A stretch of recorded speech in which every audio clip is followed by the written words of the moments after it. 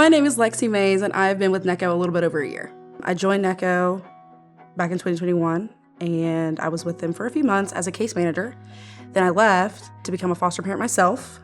I adopted 3 kids, had a child with my wife, and then I came back a little over a year ago in the licensing role, which is a little more suitable for my family. I grew up in foster care. I spent a large chunk of my childhood in foster care, so I knew as an adult that I wanted to work in social work, but also be a foster parent myself.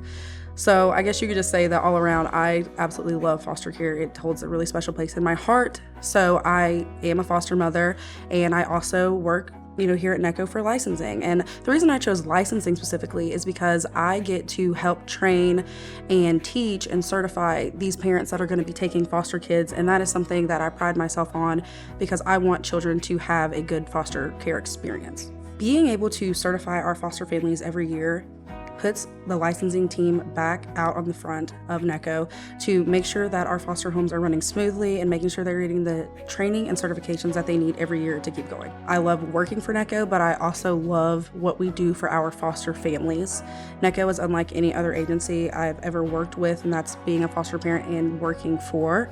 I love that Necco really cares about the families, not just the kids in the families, because without our foster families, there would be no foster kids to put in families. Necco has impacted my life personally because I love that I can work for a company that also embraces my own family. Necco prides themselves on flexibility, and I love that with this job I have the flexibility to work from home, bring my kids to events that we have here at Necco so that my kids who were once foster children can also come and be around other like-minded children. Growing up in foster care, my sister and I, it was both of us, my sister and I, she's younger than me, we, in the span of 3 years, we went through 4 foster homes, and the only foster home that I truly felt loved and safe was the one that ended up adopting me, and it took 3 years to get there.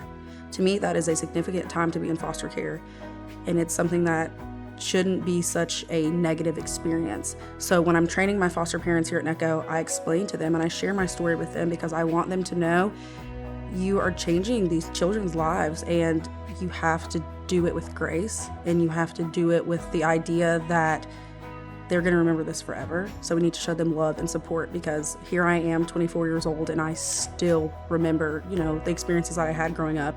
This one's important to me to make sure that the people I train know that. I feel like you can always go one of 2 ways. You can always take your life experiences and do something positive with them, or you can take them and not do something positive with them. And I think for me, I've always wanted a family, and I've always wanted to work with kids. Even though my role isn't necessarily with kids anymore, I absolutely love that I get to, in a way, give myself my childhood justice through my work.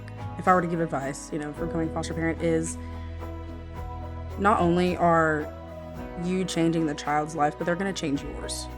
As a mother now to children, it's very apparent to me that I needed my kids more than I thought they needed me.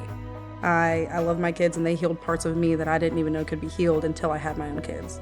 And the journey's messy, but it's also beautiful, and it's sad, and it's happy, and it's an amazing journey.